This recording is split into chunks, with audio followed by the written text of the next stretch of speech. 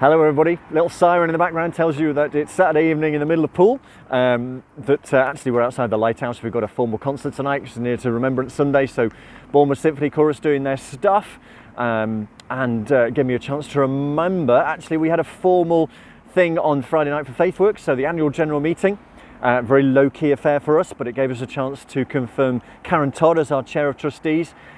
She's obviously got that work up at Moreland. She's doing as her Director of Communications, so she's been an amazing asset to us already, and Karen's going to take on that role, but the trustees are all sharing around the job, so it doesn't fall too much on one person. So Cliff again is our treasurer, and we thank him so much for all his work this year, over the last years and so on.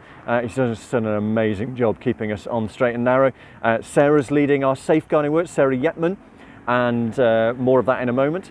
But also gave us a chance to look back at the accounts. So this is everything up till March, and for the first time the annual accounts of all the community of projects of FaithWorks went over £1 million. So the income was 1.2 million, which was extraordinary. But actually the number that was most interesting to me was the unrestricted reserves. So at the end of the year, how much cash have you got left? 2 years ago, in 2019, the end of year accounts talked about us having £4,000, that's all, of unrestricted reserves.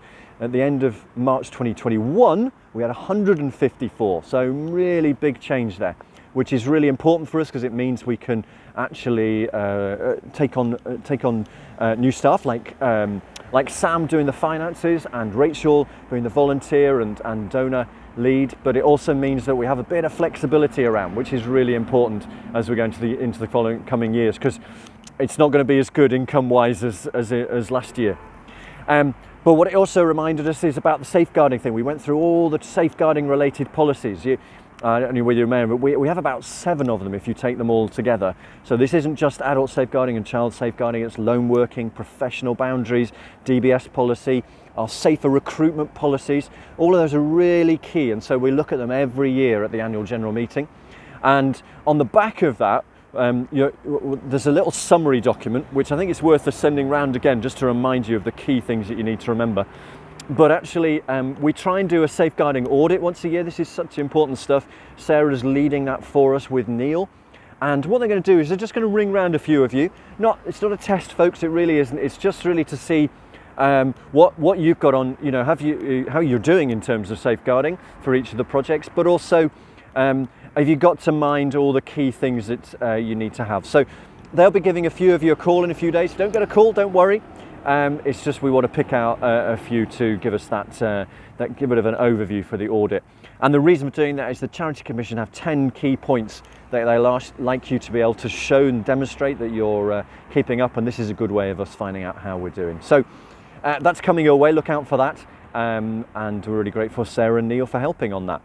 So just a reminder of the other trustees we have. So there's Karen, Cliff, Sarah, Neil, Ben Griffiths and Richard Stamp, and we're grateful to all of them for what they do, and hopefully you'll have a chance to meet them at various points. A few other little things, just so you know, the Household Support Fund, which is the government money that's coming through local government, has been announced, certainly for BCP. We're checking on Dorset, and there's going to be a fund there which is going to be about giving vouchers to families with free school meals during the holidays, which is great, and the amount they're going to get has gone up this year. There's going to be a fund that's going to be put into Citizens Advice, and we're going to try and tap that up for a bit of white goods funding. There's going to be a fund which is with the Dorset Community Foundation, which we can bid into for food related support. So hopefully Christchurch and Poole can pick up on that. And there's also going to be a little money with the Access to Food Partnership, and we're still working out exactly how best to use that. So it's a really significant amount of money that's coming forward, and we want to make sure that gets to those in need this winter. Just also good news, we think we've made appointments, hurrah, for the recovery support worker and the trainee support worker. We're just subject to references and DBS now, so hopefully let you know more about that in the coming week. And we've got 6 people we're going to interview for the CMA admin job, which is just great. The quality of people is superb. So I just want to share with you, those of you who do talks, I'm just so impressed the way you do talks to organisations and to churches. I managed to have one in Wimborne Minster this last week, and at the end of it, a lady was really upset, and I thought, oh no, what have I done? Actually, her son was was living with homelessness for the last 5 years in various situations and sofa surfing and on the streets.